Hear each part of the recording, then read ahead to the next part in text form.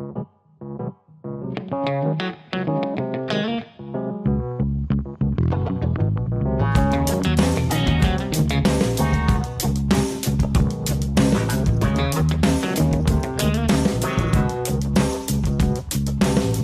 guy, welcome back TV Spoilers. Young and the Restless Spoilers Jill is balancing on a razor-thin line between truth and performance, where every cough, every shallow breath, every moment of visible weakness could be the sign of a genuine relapse or a move placed with surgical precision. If she really is pretending her illness has returned, it is not a cheap ploy for sympathy but a bold, high-stakes strategy, turning her own body into camouflage, turning fragility into a weapon, and turning other people's trust into a trap that snaps shut on anyone trying to seize Newman Enterprises. Yet the most unsettling possibility is the one she refuses to say aloud. What if she is not pretending at all? What if the tightness in her chest and the creeping exhaustion are not calculated beats in a con, but the quiet, relentless warning of reality? Jill understands the cruelty of power games in Genoa City. People only need to believe she is weakening to become brave enough to strike. And they only need to see her as fading to convince themselves their moment has arrived. In that cold atmosphere of ambition, Cain and Phyllis feel less like individuals and more like a living threat, an alliance built on patience, nerve, and opportunism.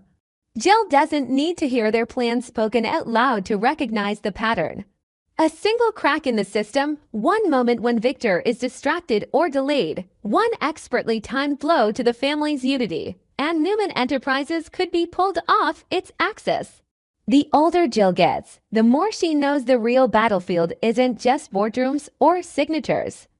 It's heartbeats, it's old wounds that never truly healed. It's relationships that can be destabilized with one carefully delivered fear. Cain is dangerous not because he always wins, but because he waits until everyone else is tired. Phyllis is dangerous because she can turn an entire room into chaos with nothing more than perfect timing and a match held to emotional dry straw. Jill understands this with brutal clarity. If they believe she is still sharp, they will shrink back and conceal. If they believe she is slipping, they will step into the light, and the light is where people expose themselves. So Jill chooses the most perilous method possible. She lets Cain believe he is winning. She allows the story of her relapse to spread the way rumors do in Genoa City, soft at first, then unstoppable. She doesn't have to act like she is collapsing. She only has to look vulnerable enough to invite overconfidence, quiet enough to make other people talk more than they should. Every time she sits down because she's tired, every time she lingers too long in a room as if she might not have the strength to leave, becomes a test. Who rushes to offer to make decisions in her place? Who watches her with that subtle calculation like they're measuring how much time she has left? Jill catalogs everything: the false concern, the impatient glances, the body language of people who think the crown is about to fall. She is a survivor of too many wars to miss the moment a predator shows its teeth. The most intelligent and most ruthless part of Jill's plan, though, is that it doesn't only target Cain and Phyllis. It targets Billy's unresolved heartbreak. Jill knows something most people forget: Billy can rebel against the world, sabotage himself, lash out with arrogance and sarcasm. But under all of it, he is still a son carrying the bruise of a fractured bond with his mother. He has called her Jill when he wanted distance, when he wanted to treat her like an opponent rather than admit he still needed her. Jill has told herself she could endure that coldness because power demanded it. But the truth, quiet, shameful, undeniable, is that every time Billy has spiraled, Jill has felt as if she was watching her own mistakes take human form. And then the shadow of loss appears, and Billy changes. Not with speeches or grand gestures, but with a softness that seems to surprise even him. He slows down around her. His eyes hold a worrying that doesn't know how to disguise itself. Billy is used to fighting by bristling, by pushing people away before they can hurt him. Yet this time he is pulled back not by victory, but by fear. Fear that he could lose the mother he already lost once in all the ways that matter. Fear that years of resentment will become his final words. Fear that he will never get the chance to repair what was broken because time will decide for him. Jill sees it instantly and it hits her like a blow. If Jill is faking, then Billy's fear becomes fuel for her strategy, and that realization forces her to stare into the darkest corner of herself. The place where tactics and cruelty are separated by almost nothing. But if she doesn't do this, if she doesn't lure Kane into complacency, what happens to Newman Enterprises? What happens when Victor realizes the threat too late? Jill has spent her life learning that sometimes the person who saves the family is the one who looks heartless while doing it. That emotional conversation between Jill and Billy becomes more than reconciliation. It becomes an earthquake in both of them. Billy finds something he thought he destroyed forever: the ability to belong, the ability to admit tenderness without feeling weak. When he calls her mom again, it is not just a word. It is a doorway. Jill, no matter how prepared she believes she is, cannot stop the shock of it. In that one moment, she is reminded that power means nothing if all it leaves you with is a cold room and victories no one shares. Yet the warmth carries poison, too, because the more Billy returns to her, the more Jill risks shattering him. Repairing their bond doesn't soften her plan, it makes it heavier. Now she isn't only gambling with a corporation. She is gambling with the fragile, newly rebuilt trust of her own son.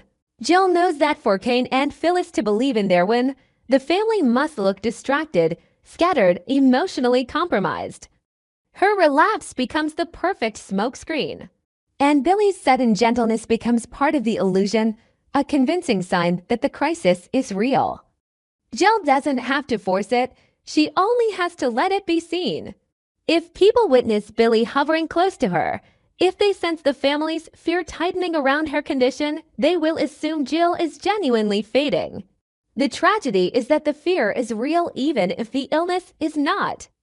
Billy's worrying is not an act, and Jill's guilt is not an act, and the tension inside the house becomes its own living proof. But Jill also understands the nightmare hidden inside her own strategy. Once you allow people to believe you are weak, you cannot control what they will do with that belief. Kane could accelerate. Phyllis could take risks that are harder to contain. Worse, Victor could react with the brutal instinct of a man protecting his empire, shattering the board before Jill is ready to reveal the pieces. Jill doesn't just need to expose the plot, she needs to expose it at the exact right time, in the exact right way, with evidence so undeniable that Kane can't wriggle out of it. And the family can't pretend they didn't see. Jill doesn't want a quiet victory. She wants a public takedown, one that leaves Kane humiliated, cornered, and permanently weakened. Still, every day she sustains this charade. If it is a charade, she pays in another currency, Billy's heart. Jill watches him sit beside her, and the warmth she craved all these years becomes a blade. She fears the day he learns the truth, fears how quickly that soft gaze could harden into betrayal. Billy's anger used to be something Jill could endure because it felt like combat between two stubborn people. But this would be different. This would be the rage of a son who finally opened the door and found his mother using the room as a trap. Jill has survived Victor's storms, endured Phyllis' chaos, outlasted countless enemies. The thing she fears most now is not losing the company, it's losing the one person who just began to come back to her. So Jill pushes herself to end the game fast and clean. She can't let it drag until Billy is exhausted by worrying. She can't let it drag until Kane builds a new layer of defense. She needs the moment when the curtain drops and the weak woman everyone underestimated stands upright and terrifyingly clear-eyed. She imagines it like a door flying open, like a room stunned into silence as Jill walks in, not as a patient, but as a judge. She doesn't need many words, she needs presence, she needs proof. She needs Victor to see the threat without room for denial. Yet just when Jill believes she has managed every variable, another fear creeps in. Billy has changed too visibly, too quickly. In Genoa City, nothing stays private. Rumors travel faster than truth, and someone as sharp as Phyllis only needs one suspicious detail to start asking the right questions. If Jill's weakness is bait, then Billy's devotion is a spotlight aimed straight at that bait. If the enemy begins to suspect a performance, the entire plan flips into a new war, one where Jill loses the advantage and risks becoming the one exposed. Jill keeps her face calm. She lets the relapse drape over her like a coat. She lets Billy stay close, a silent anchor that also feels like a ticking clock. Inside, the pressure builds, because Jill realizes the reveal must come sooner than she planned, before Kane doubts, before Phyllis sniffs out the pattern, before Billy's love becomes the very thing that cracks the disguise. She chose a path with no retreat, and now she can feel time tightening around her like a fist. And just as she starts to believe she has Kane exactly where she wants him, close enough to trap, confident enough to fall, an icy instinct hits her with terrifying clarity. Maybe Kane isn't only being watched. Maybe he's watching back. Maybe he has been waiting for a single moment to turn Billy into the one who pulls down the curtain too soon and destroys Jill before she ever gets the chance to step into the light. Billy had once convinced himself that power games were just cold calculations, but this time he feels like he's drowning in a mess he helped create. On the surface, he keeps the steady face of a reliable partner, still smoothing the edges whenever Kane needs reassurance, still insisting that he believes completely in their shared victory over Victor Newman. He delivers that confidence like it's a necessary script for the campaign they're running, one more line to keep the alliance intact. Yet the harder he forces the certainty out of his mouth, the louder the resistance becomes inside his chest. He can't stop imagining how much easier it would be if this takeover drama had never existed. If he weren't trapped in a chain of decisions that now feels impossible to undo without humiliating himself. Billy hates the sensation of being strapped to a leaking ship when he was one of the first people to hammer in the nails. He hates pretending nothing is wrong when the whole structure feels unstable beneath his feet. And he hates most acting like the end will justify every compromise he's already made. While Billy wrestles with that quiet disgust, Jill makes a choice that pushes the entire performance into dangerous territory. She doesn't merely pretend to be ill, she begins to act as though she's getting worse, layering complaints about symptoms so convincingly that people instinctively lower their voices around her. Step more carefully, look at her as if she's fading in real time. Jill understands predators. They only strike when they believe the prey is weak, so she turns herself into the version of Jill that Kane and Phyllis want to see, exhausted, vulnerable. No longer the formidable obstacle she has always been. And the brilliance of it is that the weakness becomes the perfect disguise for her sharp, watchful mind. Her eyes are still calculating. She simply gives everyone permission to underestimate them. Exactly as Jill intends, Kane and Phyllis begin to relax. They believe they're reading the room better than anyone, and that arrogance becomes the lever Jill uses to open them up. When Jill appears to be slipping, they assume the risk of being watched is shrinking. They grow bolder. Their conversations about taking Newman Enterprises stop feeling tightly controlled and start sounding like people who believe the finish line is already visible. Kane's confidence expands day by day into the kind of careless boasting that doesn't even realize it's leaving fingerprints everywhere. Phyllis, with her instinct to dominate the narrative and her appetite for chaos, doesn't pull him back, she intensifies him, encouraging the risk because the thought of beating Victor Newman is intoxicating. They talk with more detail, more certainty, more contempt, and every reckless word becomes a gift wrapped for Jill. Jill quietly changes the house into a courtroom. She installs recording devices in secret, transforming the space Kane and Phyllis treat as safe into a trap that catches truth in the act. She doesn't need a direct confrontation. She needs evidence. She needs Kane's confidence to do the work for her. Each careless remark, each moment he brags too freely, each accidental confession becomes another piece of a puzzle Jill is assembling with patience and ruthless calm. She plays the weakest person in the room so she can become the one holding the knife when the timing is perfect. But Jill doesn't run this operation alone. She brings Esther in, her closest, most trusted ally, to watch the details and protect the secret. Jill knows a plan like this doesn't collapse because of big mistakes. It collapses because of tiny ones, an unexpected visitor, a misplaced expression, one question asked at the wrong time. If Kane and Phyllis grow suspicious, they'll tighten their control, retreat into silence, and vanish back into the shadows. So Esther becomes Jill's quiet shield, ensuring the illness looks consistent, steering interruptions away, helping maintain the atmosphere Jill needs while Jill collects what will ultimately destroy her enemies. Esther doesn't have to speak or explain, she only has to understand the rhythm of deception and keep Jill's performance intact. Meanwhile, Kane behaves exactly like the kind of man who believes he has already won. In his mind, Jill is almost finished as a threat. He starts gloating to Phyllis about how close they are to victory, as if years of frustration are finally being repaid. The danger of that pride is that it doesn't just make him reckless, it makes him blind. Kane forgets what has always made Jill terrifying: her discipline, her experience, her ability to read people, her talent for waiting until the precise second a strike becomes fatal. He doesn't realize that every boast is another thread tightening around his throat.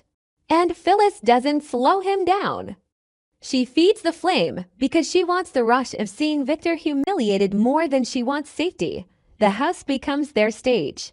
Jill becomes their silent audience, and without knowing it, they rehearse their own downfall out loud, over and over, until Jill has everything she needs. In the middle of this, Billy is trapped in a different way, one that feels dirtier because it's tied to his conscience. He is not merely watching, he is part of the machinery. Even if he hates the takeover drama, he keeps playing his role, keeps assuring Kane of loyalty, because he understands how quickly Kane would turn on him if he senses hesitation.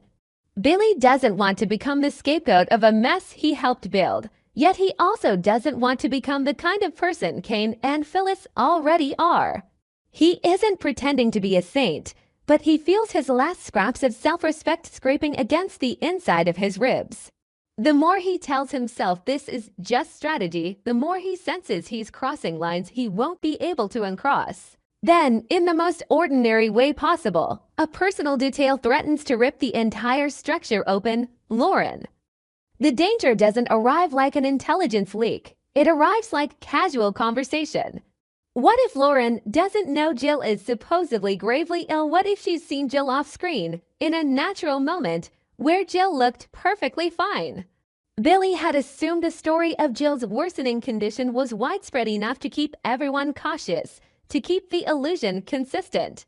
But Lauren could be cheerful, harmlessly excited, talking about a pleasant stretch of time she spent with Jill, describing a Jill who seemed steady, normal, not fading at all. A few innocent details would be enough to make Billy's blood run cold. Suddenly, he isn't just wondering what's happening, he's wondering who is lying to him.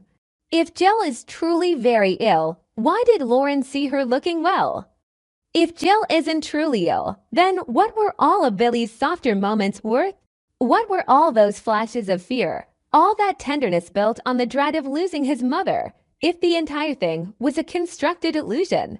Billy has lived through too many betrayals to ignore the possibility.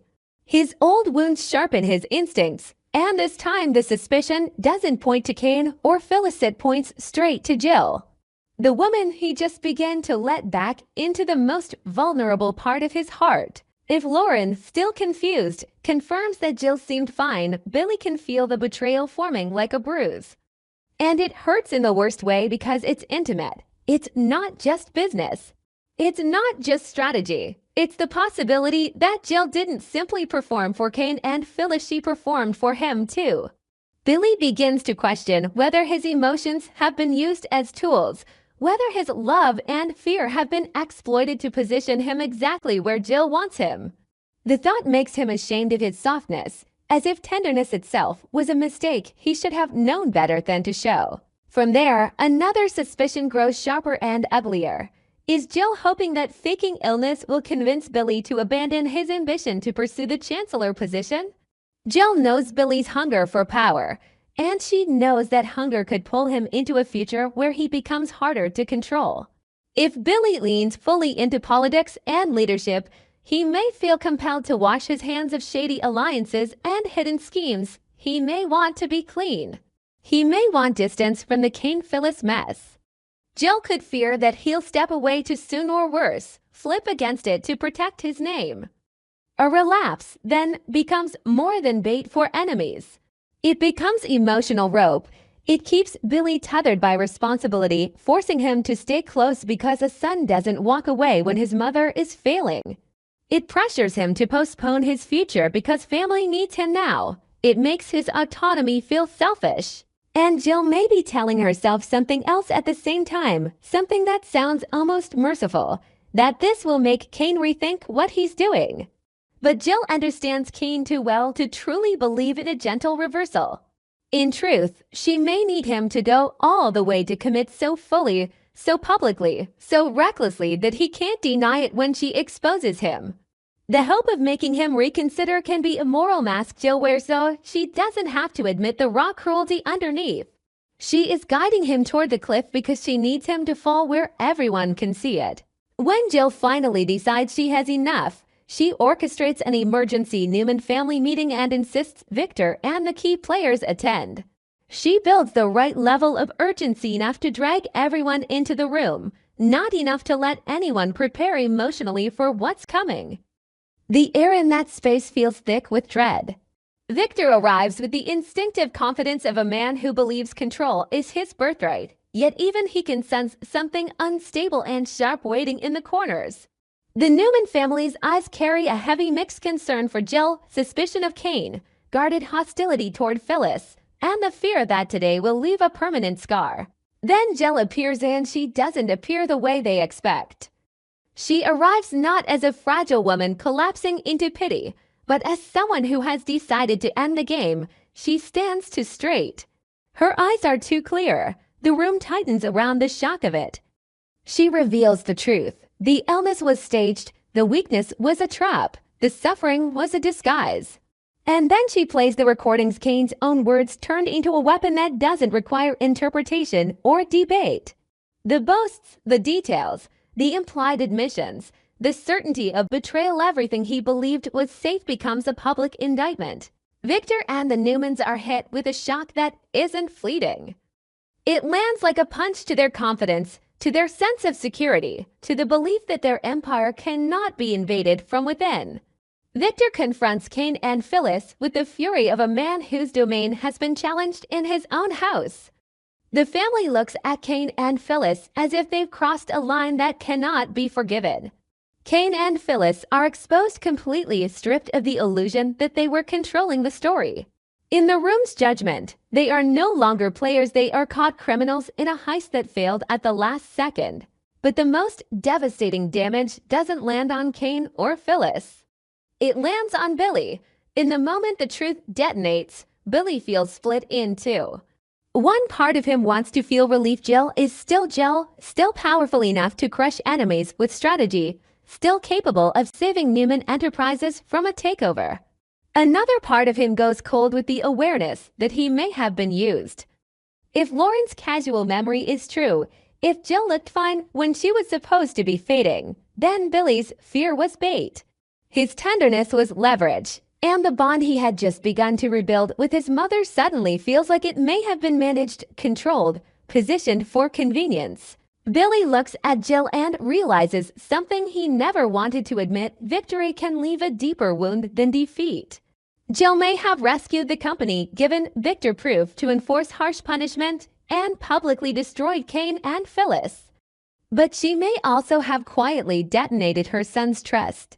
Billy can't decide whether he should admire her or hate her. He can't even decide whether he has the right to be angry, because without this scheme Kane might have succeeded. That contradiction becomes a cage around his throat. He did choose to stand beside Kane. He did choose to promise faith in their shared victory. And now he has to face what those choices turned him into: a man whose conscience is exhausted and whose emotions have been made into tools. Jill may have braced herself for Victor's fury, for Kane's humiliation, for Phyllis' venom. But she may not have braced herself for Billy's eyes. Because Billy's gaze is not just anger, it's a question that doesn't stop bleeding. Did you do this only to catch them, or did you do it to control me? And Billy, leaving that room with the echo of Kane's recorded words still hanging in the air, can't shake one final realization. If Jill was willing to manufacture an entire illness to steer this war, then what else is she willing to manufacture to steer his future, especially now, when his political ambition threatens to pull him out of her grasp? The takeover plot may be dead, Kane and Phyllis may be cornered, but the real conflict has only begun. Because Billy is starting to understand that his mother's greatest weapon isn't evidence or timing, it's the ability to decide what people feel, and when they're allowed to feel it. On our TV Spoilers channel, I always seek content inspiration for each video by compiling short video clips to analyze and offer my personal opinions. This channel specializes in analyzing, theorizing, and discussing plot points in the Young and the Restless series from the perspective of a longtime fan. Through this, viewers can gain deeper, more objective, and more interesting perspectives. Subscribe to the channel to stay updated on the latest news about the Young and the Restless series.